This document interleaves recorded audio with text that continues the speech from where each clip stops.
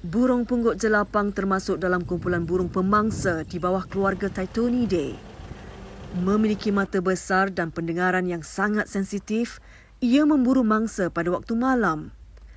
Beberapa jam selepas makan, haiwan ini akan memuntahkan bulu dan tulang tikus yang tidak boleh dicerna. Sampel ini dipanggil pellet. Semasa pemeriksaan sarang, sampel pellet turut diambil untuk mengenal pasti jumlah dan jenis tikus yang dimakan. So we are lucky because got all pellet here. This is all pellet bag. Ini yang kita jumpa ni. Biasanya kita jumpa dia dalam sarang yang dekat atas tadi. Tapi hari ini yang kita jumpa yang dia jatuh dah. Jatuh. Ini dah berapa anggaran berapa lama? Yang ni dah kering sikit dah. So dah kering sikit, mungkin dah dalam seminggu lebih dah. Seminggu lebih, tapi alhamdulillah sebab dia masih intact lagi. Dia masih dalam seketul macam ni lagi. So senang untuk kita nak proses nanti. Kita kena label lah ya. Yang ni stesen nombor 3.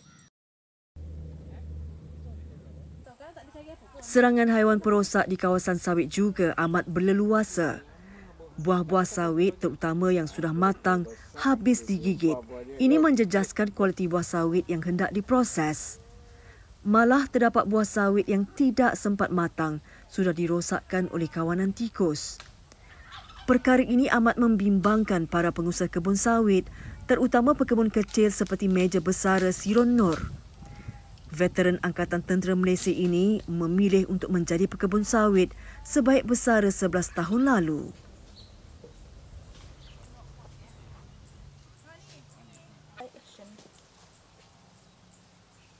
Kita biasanya ambil 20 hari sekali. Jadi kita lambat macam ni kan, dia akan lagi banyak akan gugur dan makan akan gugur ke tanah lah kan. Jadi merugikan apa nama kebun kecil lah.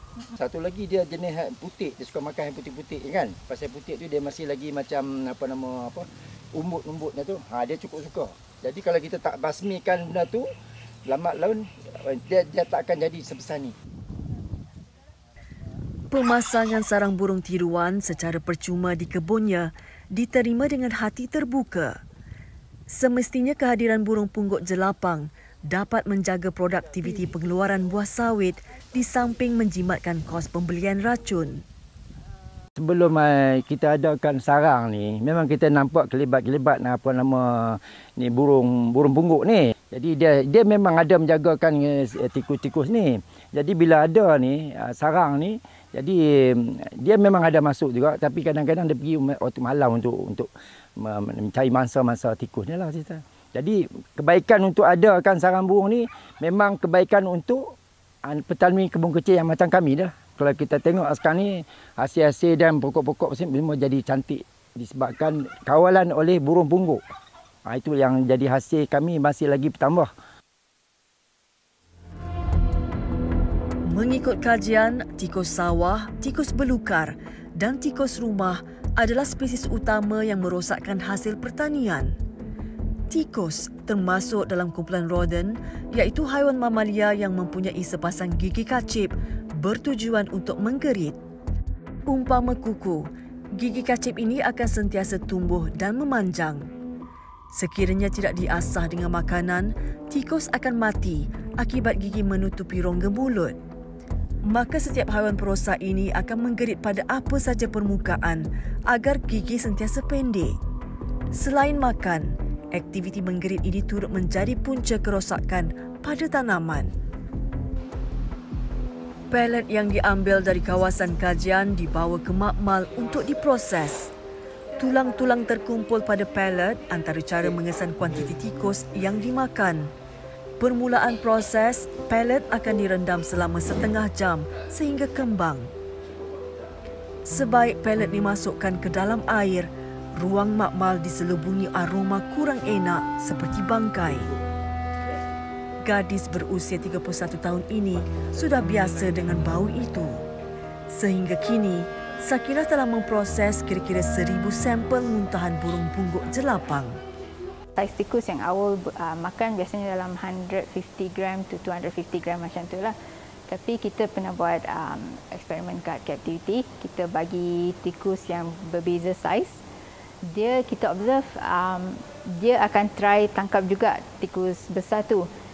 Sometimes interact, kalau tikus besar tu ganas sikit dia akan halau burung tu. Tapi ada juga kes yang burung tu dapat bunuh tikus besar more than 300 gram. Dia bunuh tikus tu tapi dia takkan makan the whole rat. Dia just pancung kepala, makan kepala je, lepas tu bangkai tu dia tinggalkan. Sebab bangkai tu terlalu berat untuk dia bawa balik ke sarang dia. So dia macam kalau dia nak try bawa balik pun terlalu banyak tenaga untuk bawa balik tikus tu lah. And then kalau boleh nampak dari sini kita dapat 2 tengkorak. So dari 6 pelet tu 2 tengkorak. Dia kadang-kadang bila dia makan, dia tak makan tikus tu whole. Dia orang kadang-kadang kongsi makanan kan. So sebab tu mungkin even though dia makan satu tikus, kita tak dapat whole tengkorak tu.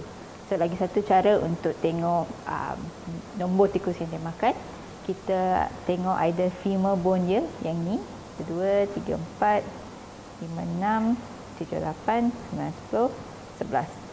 So maksudnya minimum nombor tikus yang dia makan 5 lah. Tapi logik 5.5, 6 lah.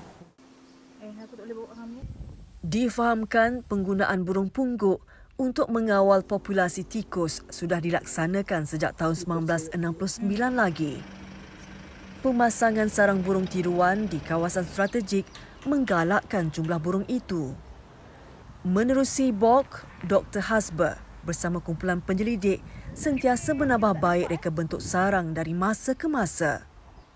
Veranda tu sebenarnya kita nak buat untuk bila tuan owl tu dia nak ready to fledge ataupun nak sedia untuk terbang, dia at least dia ada tempat lah untuk nak exercise dulu. Exercise dulu, nak bagi kuat dulu dia punya kepak dia. So dia lepas tu dia boleh terbang. So yang tu function dia. So bila pintu dia rapat ke lantai tu, bila anak owl tadi yang comel tu berlari-lari bermain-main, dia boleh jatuh.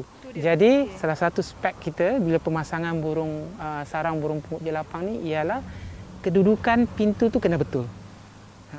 Sebab kalau menghadap barat atau ke timur masa dia sunset atau sunrise, matahari akan masuk. Dia tak berapa sukalah siang hari sebab terlalu terang. Sarang dipasang pada ketinggian 7 kaki untuk mengelak ancaman manusia dan haiwan lain. Tiang bulat diganti tiang bersegi dan ditanam 2 kaki di dalam tanah agar lebih kukuh. Di Sabah, Sarawak, Kalimantan ataupun di Pulau Borneo, dia memang tidak ada spesies ni. Taito javanica, burung pungguk jelapang ni. Jadi saya dan pasukan penyelidikan saya dalam BOK ni, Barn Owl and Rodent Research Group ni, kita menjalankan translokasi. Maksud dia di sini ialah kita bawa burung pungguk jelapang dari semenanjung Malaysia ke Sabah dan Sarawak dan juga ke Kalimantan untuk membantu sahabat-sahabat peladang kita di Sabah Sarawak dan juga di Kalimantan untuk mengawal populasi perosak tikus mereka dengan menggunakan kawalan biologi. Sebab dia orang tak ada burung pungguk jelapang ni. Dia orang banyak menggunakan kawalan kimia. Jadi kita nak sustainability. Sustainability konsep tu diterima oleh perladangan di Sabah dan Sarawak. Tidak hanya menggunakan racun kimia tetapi ada kawalan biologi. Hakikat burung pungguk jelapang menjadikan tikus sebagai diet pemakanan dapat mengimbangi ekosistem pemangsa dan mangsa dan pada akhirnya memberi kesejahteraan kepada alam dan biodiversiti.